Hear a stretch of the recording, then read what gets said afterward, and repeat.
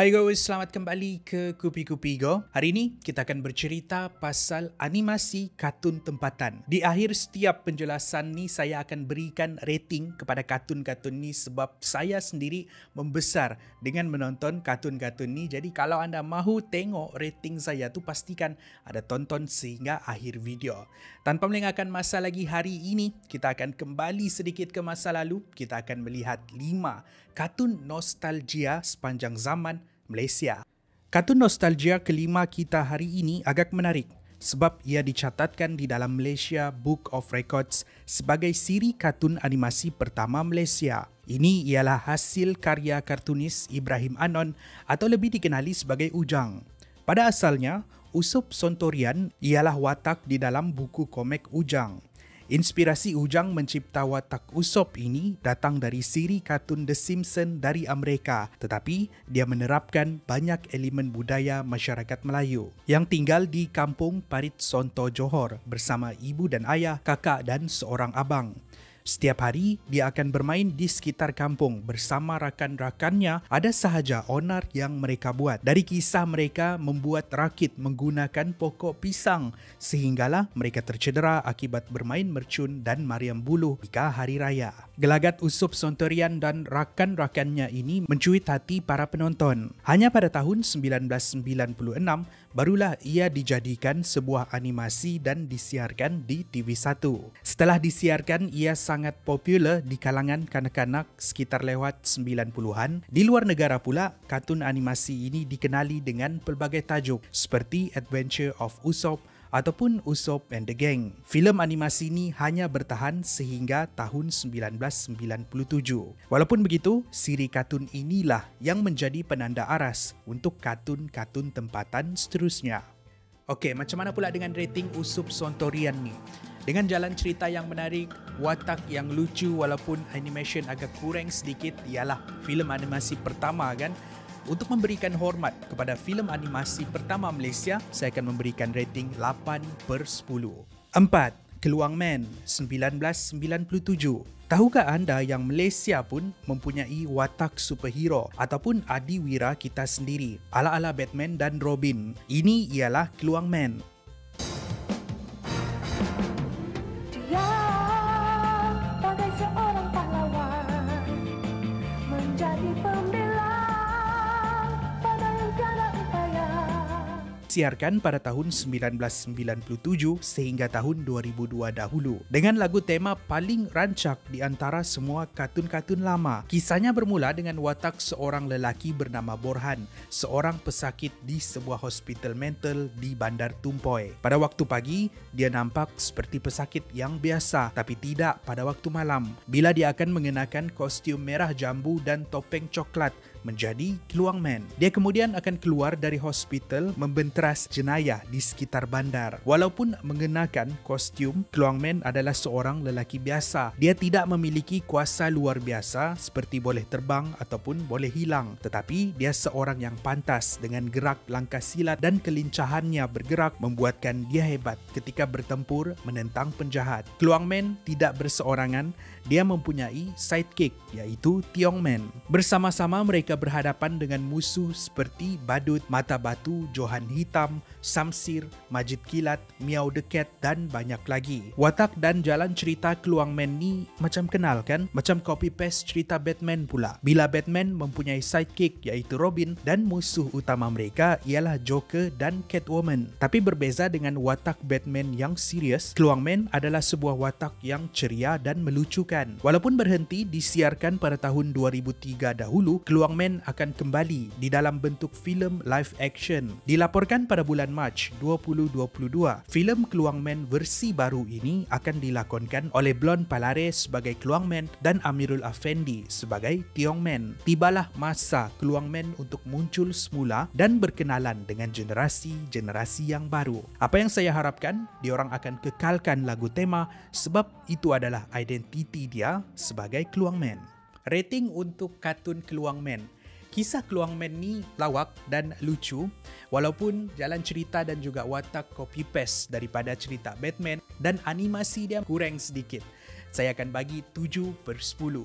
3. Anak-anak Sidek 1999. Kartun ketiga yang mewarnai kaca televisyen sekitar lewat 90-an dahulu ialah kartun yang berkonsepkan sukan badminton. Apa tidaknya, badminton dan Malaysia memang tiada berpisah. Sejak tahun 1952, Malaysia antara yang terbaik di dalam sukan badminton peringkat antarabangsa. Masa bila sukan ini betul-betul menjadi fenomena ialah sekitar tahun awal 90-an bila Malaysia memenangi Piala Thomas untuk kali kelima, dan semasa video ini dibuat, itulah kali terakhir kita memenangi Piala Thomas setakat ini. Antara yang membarisi barisan hadapan pasukan negara ialah anak-anak Sidek, termasuklah Rashid, Razif dan Jalani. Pendek kata, memang scene badminton waktu itu hype sangat. Ini menjadi fenomena untuk kanak-kanak tahun 90-an disebabkan ramai yang kagum dengan pencapaian pasukan negara. Dengan itu muncullah komik yang berkonsepkan sukan badminton dan keluarga yang berjudul Anak-anak Sidek. Komik ini kemudian diadaptasi menjadi kartun animasi yang menceritakan pengalaman keluarga Haji Sidek dan 5 orang anaknya, iaitu Misbun, Rashid, Razif dan Jalani semasa mereka masih kecil, sekitar tahun 1960-an sehingga tahun 1970-an. Watak Abah iaitu Haji Sidek adalah seorang yang panas baran, tegas tapi penyayang dan baik hati. Manakala 5 beradik Sidek tadi terkenal di sekitar kampung dengan sikap mereka yang kuat bermain dan sering terlibat dengan onar. Dari kisah pengalaman mereka bersunat, patah tangan, menjaga reban berhantu, memancing ikan, berpuasa dan juga kisah cinta monyet, anak-anak Sidek berjaya menambat hati kanak-kanak sekitar lewat 90-an sehingga tahun 2003 dahulu. Dengan jalan cerita yang menarik dan juga menceritakan sejarah tokoh badminton negara, saya akan bagi rating kartun anak-anak Sidek 8/10. Lagu intro Silat Legenda ni macam iklan Yusuf Tayyub, intro Jejak Rasul dan lagu pop yang digabungkan menjadi lagu kartun yang hype. Kalau tak percaya, dengar sahaja intro Silat Legenda ni. Zaman Kesultanan Melaka yang penuh gemilang. Namun, kegemilangan ini juga membawa berbagai cabaran.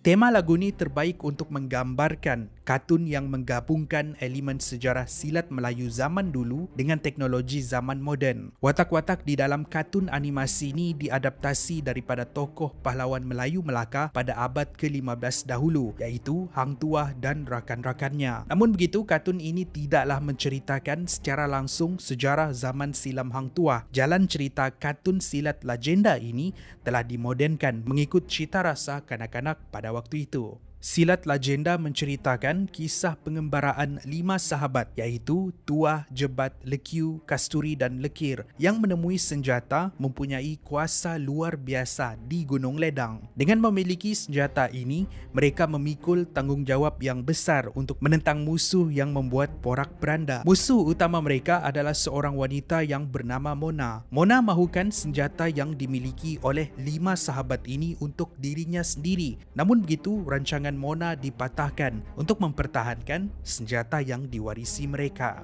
Silat Legenda, sebuah filem yang futuristik yang agak bercita-cita tinggi daripada animasi tempatan kita.